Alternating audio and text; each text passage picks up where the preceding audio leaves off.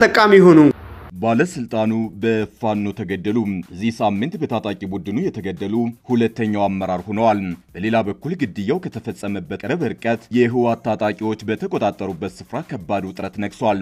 የህወሓትና የፋኖ ወታደሮች ባሉበት የራያ ቀጠና ውጥረት ነግሷል። ባለፈው ሳምንት አንድ የአማራ ክልል ከፍተኛ ባለስልጣን የፋኖ ታጣቂዎች ህወሓት ላይ መተኮስ አይፈልጉም ብለው ነበር። የህወሓትን የፋኖም ታጣቂዎች ባሉበት በዚህ ቀጠና ታዲያ ግድያዎችና ውጥረቶች ቀጥለዋል። በትናንትናው ዕለት በራያ ቆቦ አንድ የመንግስት አመራር ሲገደሉ የህወሓት ታጣቂዎች ባሉበት ራያ አላማጣ ደግሞ ከሐውልቱ መፍረስ ጋር ተያይዞ ውጥረት ነግሷል። በቆቦ ከተማ የተገደሉት አመራር የከተማ አስተዳደሩ የከተማና መሰረተ ልማት ጽህፈት ቤት የከተማ ፕላን ከፍተኛ ባለሙያ የሆኑት አቶ ክብሮም አብዱቃድር ናቸው።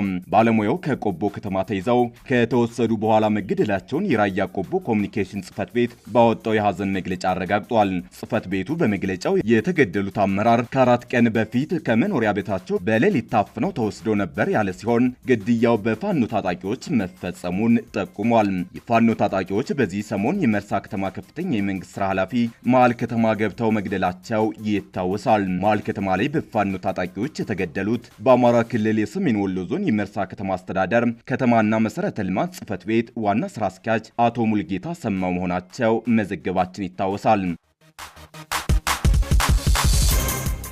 ይህ በእንዲህ እንዳለ የህወሓት ታጣቂዎች ራያ አላማጣ ሰማዕታት ማስታወሻ የሆነውን ወንጭፍ አደባባይ ማፍረሳቸው ተሰምቷል። ሐውልቱ ትናንት ሌሊት መፍረሱ የተዘገበ ሲሆን ይህን ተከትሎም በአካባቢው ውጥረት መንገሱ ተነግሯል። በከተማዋ የመከላከያና ፌዴራል ፖሊስ ኮማንድ ፖስት መኖሩ የሚታወቅ ሲሆን ታጣቂዎቹ አደባባዩን ሲያፈርሱ የጸጥታ ኃይሎች ምላሽ አልሰጡም ተብሏል። የከተማው ህዝብ አደባባዩን ከመፍረስ ለመከላከል በምሽት ተሰባስቦ የነበረ ቢሆንም በኮማንድ ፖስቱ መበተኑን የአካባቢው ምንጮች ለዋዜ ተናግረዋል። ታጣቂዎቹ ህዝቡ ከተበተነ በኋላ አደባባዩን አፍርሰው ማደራቸውን ከፍተኛ ቁጣ ቀስቅሷል። የከተማው ህዝብና የአካባቢው ተወላጆች ዘንድ ቁጣ የቀሰቀሰው የወንጭፍ አደባባይ መፍረስ ግጭት እንዳያስከትል ተሰግቷል።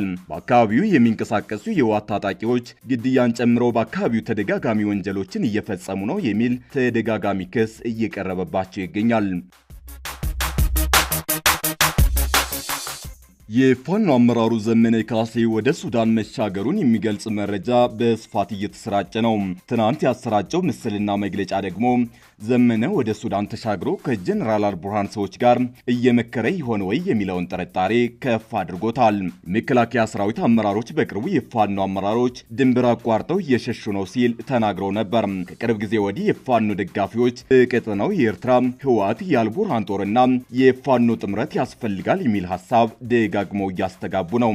ይህ በእንዲህ እንዳለ ጠቅላይ ሚኒስትር አብይ በተከታታይ እየተላለፈ ባለው ቃለ መጠይቃቸው ጦርነቱ እንዲቆም መንግስታው ልባዊ ፍላጎት አለው ወይ ተብለው ተጠይቀው አነጋጋሪ ምላሽ ሰጥተዋል። ከሳምንታት በፊት የፋኖ አመራሮቹ ምሬ ወዳጆና አስረስ ማረ ለፋኖ አንድነት ስብሰባ ወደ ቋራ ሲጓዙ የሚያሳይ ተንቀሳቃሽ ምስል በማህበራዊ ሚዲያ ገጾች ተሰራጭቶ ነበር።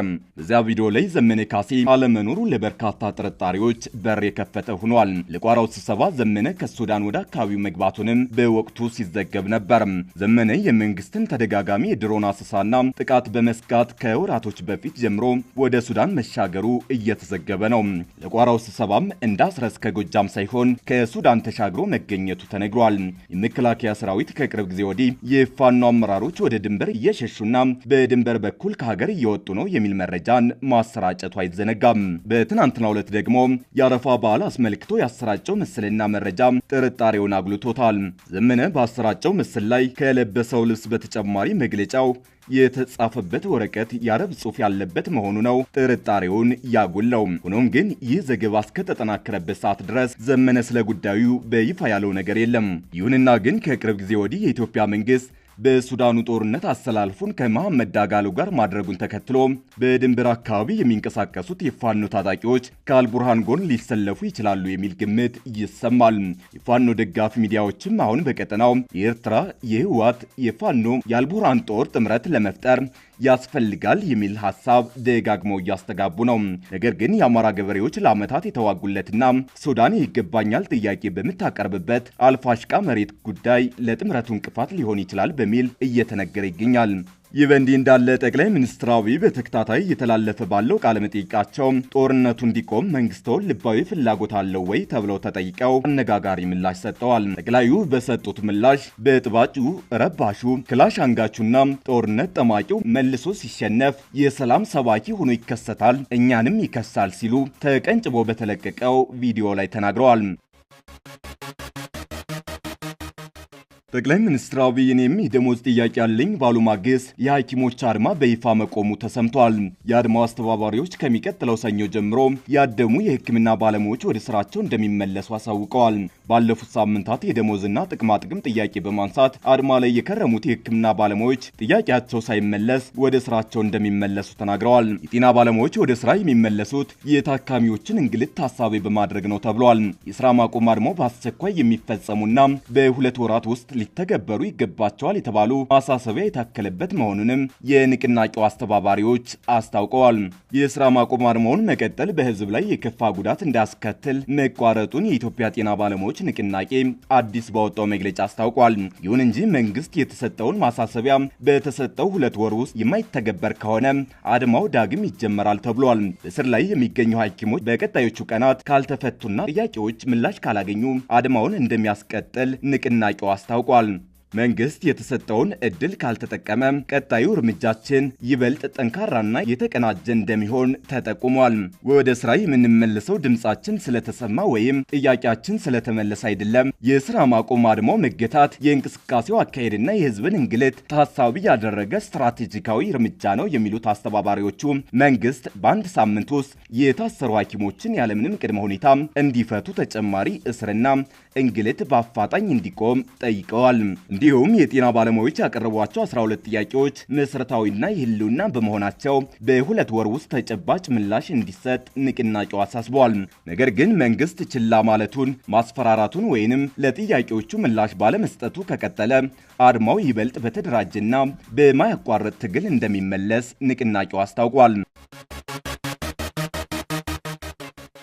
የሩሲያው ቅጥረኛ ተዋጊ ቡድን ከአፍሪካዊቷ ሀገር ለቆ እንዲወጣ ታዘዘም።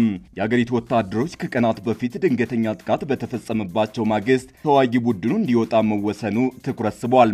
የሩሲያው ቅጥረኛ ተዋጊ ቡድን ቫግነር በማሊ ያለውን ተልዕኮ አጠናቆ ከሀገሪቱ ሊወጣ መሆኑን አስታውቋል። ቫግነር በምዕራባዊቷ አፍሪካዊቷ ሀገር ማሊ ከአውሮፓውያኑ 2021 ጀምሮ ከሀገሪቱ መከላከያ ሰራዊት ጋር በመጣመር ጽንፈኞችን ለመምታት እየሰራ ነበር።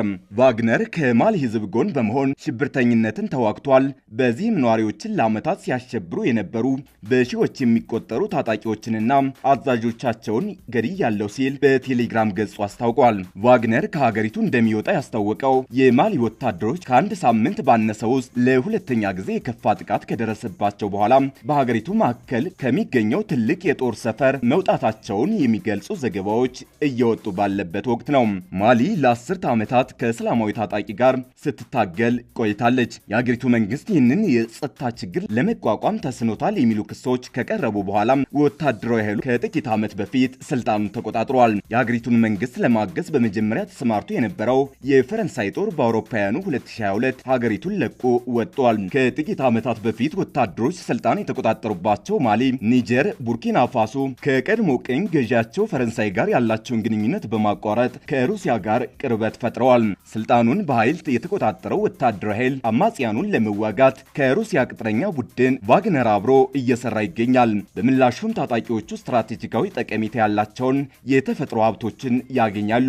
በቅርብ ሳምንታት ውስጥ በሳህል ግዛት በሚገኙ የጦር ሰፈሮች ላይ የጂሃዲስቶች ጥቃቶች እያገረሹ መምጣታቸው ተገልጿል። ባለፈው እሁድ ከአልቃይዳ ጋር ግንኙነት ያለው ቡድን በቡሌስኪ ከተማና በወታደራዊ ካምፑ ላይ ከፍተኛ ጥቃት መፈጸሙን አስታውቋል። በዚህ ጥቃት 30 ወታደሮች መገደላቸውን ሮይተርስ ምንጮችን ዋቢ አድርጎ ዘግቧል። በማግስቱ ሰኞ ይሄው ጃማን ኑስራት አል ኢስላም ወአል ሙስሊሚን የተሰኘው ቡድን በታሪካዊቷ የቲምቡክቱ ከተማ በሚገኘው ጦር ላይ ያነጣጠረ ጥቃት መፈጸሙን የገለጸ ሲሆን ነዋሪዎች በበኩላቸው የተኩስና የፍንዳታ ድምጽ መስማታቸውን ገልጸዋል። ታጣቂዎቹ በተጨማሪም በደቡብ ምስራቅ ሲካሶ ክልል ውስጥ በሚገኘው ማሁ መንደር የሚገኝ የጦር ሰፈር ካምፕ ላይ ጥቃት ፈጽመው 5 ሰዎችን ገድለዋል። በሳህል ቀጠና እየጨመሩ የመጡ ጥቃቶች የሩሲያን ቅጥረኛ ተዋጊ ቡድን ቫግነር ታጣቂዎቹ ውጤታማ ናቸው ወይ የሚለው ላይ ጥርጣሬ ፈጥሯል። ቫግነር ከማሊ መውጣቱን ቢያስታውቅም የሩሲያ ኃይሎች አሁንም በሀገሪቱ የጸጥታ ሁኔታ ላይ ንቁ ሚና እንደሚኖራቸው ተገልጿል።